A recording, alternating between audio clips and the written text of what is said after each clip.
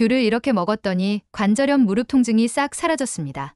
무릎 통증, 골다공증 싹 사라지게 만드는 귤 먹는 방법. 노화가 일어나고 있는 중장년에서 노년층 사이 겨울철 빈번하게 일어나는 일이 있습니다. 바로 기침과 재채기만 해도 황당하게 골절이 생기는 경우인데요. 이런 문제는 골다공증으로 인해 발생하게 되죠. 골다공증이 오면 뼈의 조직이 약해져 이처럼 가벼운 충격에도 쉽게 골절이 오곤 합니다. 이런 심각성에 비해 증상은 거의 없어서 소리 없는 뼈도둑으로 불리기도 합니다. 그런데 이런 골칫거리인 골다공증 맛있는 귤을 이것과 같이 섭취하기만 해도 뼈 건강에 특혜라고 하는데요. 이번 시간에는 숭숭 구멍난 뼈를 채워주는 아주 특별한 귤 섭취법에 대해 알려드리겠습니다. 귤은 겨울철 흔히 접할 수 있는 과일이죠. 많은 분들이 귤의 껍질은 까서 버리고 과육만을 드실 텐데요. 사실 귤은 속을 버리고 껍질을 먹는 편이 낫습니다. 이렇게 말씀을 드리는 데에는 이유가 있습니다. 그만큼 귤의 약성은 대부분 껍질에 있기 때문인데요. 실제로 한방에서는 6년 이상 된 귤피를 진피라고 부릅니다. 귤의 껍질은 오래될수록 약효가 좋아진다는 육진향약에 속하기 때문이죠. 육진향약은 오래 묵을수록 약효가 좋다는 6가지 종류의 약재를 의미합니다. 동의보감을 보면 귤 껍질에 대한 이야기가 나오는데요. 귤피는 성질이 따뜻하고 가슴에 기가 뭉친 것을 치료하며 입맛을 돋우고 소화를 돕는다고 쓰여 있죠. 귤피는 기를 조절하는 효능이 있는데요. 신농본초경에 따르면 귤피는 가슴이 답답한 증상이 있을 때 효과적이라고 하죠. 이는 화병이나 스트레스로 인한 증상이 있을 때 좋은 효과를 볼 수 있다는 의미입니다. 이것이 다가 아닙니다. 노년층인 분들이라면 이런 경험을 해봤거나 주위에서 들어본 적이 있으실 겁니다. 손주가 너무 예뻐서 껴안고 뽀뽀를 했더니 냄새가 난다는 이야기를 들어본 경험 말이죠. 노이 냄새는 그 원인이 일반적 냄새의 원인과는 다릅니다. 땀이 나거나 오랫동안 씻지 않으면 냄새가 나는 건 당연한 되겠죠. 그런데 노인 냄새는 어느 순간 나이가 들면서 자연스럽게 생기게 됩니다. 바로 나이가 들면서 생기는 특별한 물질 때문이죠. 사람은 40대만 돼도 노네날데하이드 성분이 만들어지게 되는데요.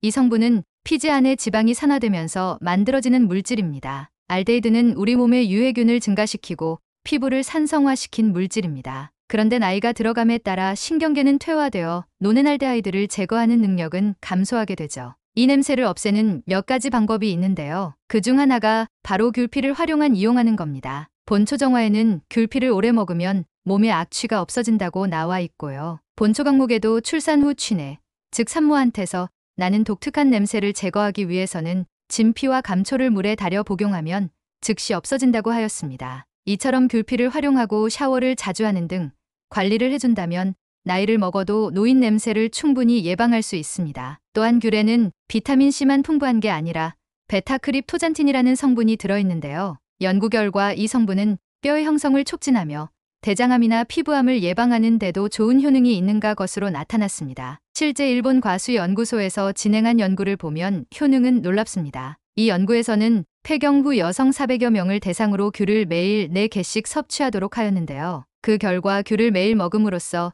혈중 베타크립토잔틴이 많아진 사람은 그렇지 않은 사람에 비해 골다공증의 위험이 92%나 낮아진 것으로 나타났습니다. 더 놀라운 사실도 있습니다. 귤에 함유된 베타크립토잔틴은 100g당 3.2m으로 오렌지의 45배, 레몬의 160배에 달한다는 것이죠. 그런데 이런 뼈 건강에 도움이 되는 베타크립토잔틴 성분은 귤의 알맹이보다 껍질에 무려 5배나 많이 들어있습니다. 그래서 예로부터 귤 껍질을 약재로 써온 것이죠. 귤 껍질을 그냥 먹으라고 하면 저도 먹기 쉽지는 않을 겁니다. 그런데 방법이 있습니다. 바로 귤청을 만들어서 드시면 되는데요. 지금부터 알려드리는 대로 귤청을 만들어 드시면 영양 흡수율도 높아지고 정말 맛있게 귤 껍질을 드실 수 있을 겁니다. 오늘 알려드리는 귤청 레시피는 일반 귤청 레시피와는 좀 다릅니다. 당 걱정은 확 줄이면서 뼈 건강과 면역력까지 챙길 수 있기 때문이죠. 귤청을 만드는 방법은 다음과 같습니다. 우선 귤을 준비해 주세요. 저는 7개의 귤을 준비해 봤습니다. 더 많은 양의 귤청을 만들고 싶으시다면 추가하셔도 되는데요. 만드는 방법이 어렵지는 않기 때문에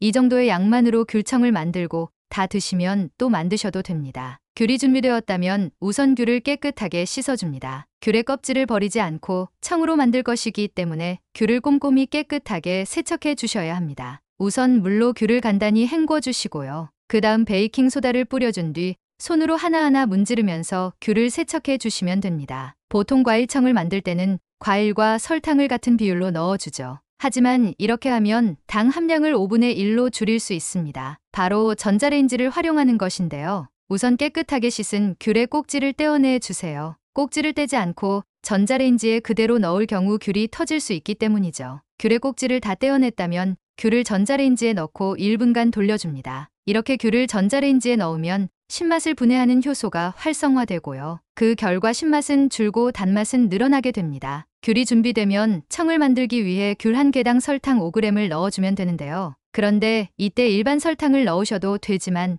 가급적 비정제당을 사용하시는 것이 좋습니다. 설탕은 크게 정제된 설탕과 비정제당 이렇게 두 가지로 나뉘는데요. 우리가 일반적으로 설탕하면 떠올리는 백설탕이 정제 과정을 거친 정제당이고요. 흑설탕 역시 정제된 설탕이며 흑설탕은 여기에 색소까지 들어가게 됩니다. 정제를 거친 정제당의 경우 가격이 싸다는 장점이 있는데요. 하지만 여러 과정을 거쳐서 만들어진 설탕이기 때문에 미네랄과 비타민 등의 좋은 영양소들이 파괴된다는 단점이 있죠. 반면 비정제당의 경우 각종 미네랄 및 비타민을 함유해 체내에서 당분의 처리를 돕고요. 자체로의 영양적 가치도 더 높다고 할 수 있겠습니다. 이런 이유로 미국의 경우 설탕 소비가 4년 내 큰 폭으로 감소했으나 비정제당의 판매는 200% 이상 급등했다고 하죠. 이제 전자레인지에서 꺼낸 귤을 이용해 본격적으로 귤청을 만들어 보겠습니다. 믹서기 통에 그대로 넣으면 잘 갈리지 않을 수 있으니 이렇게 귤을 분리해 주시고요. 그 다음 설탕을 넣어주시면 됩니다. 설탕의 양은 기호에 따라 조절하시면 됩니다. 귤을 드실 때 껍질을 까서